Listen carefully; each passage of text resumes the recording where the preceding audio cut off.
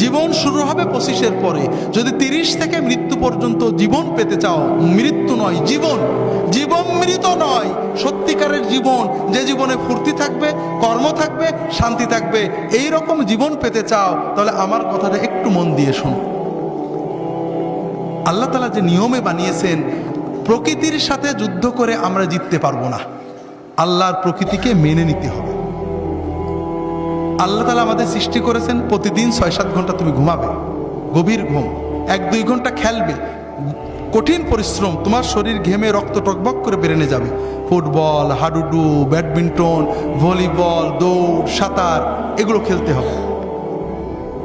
এরপর 1-2 ঘন্টা আল্লাহর ইবাদত করতে হবে, আল্লাহর সালাত, সিয়াম, জিকির যতটুকু পারা যায়, তাতে তোমার আত্মা সুস্থ হবে, তোমার মন পরিশুদ্ধ হবে, তোমার আত্মা, মন, দেহ সবকিছু প্রোডাক্টিভ হয়ে যাবে। এরপরে তুমি 4-5 ঘন্টা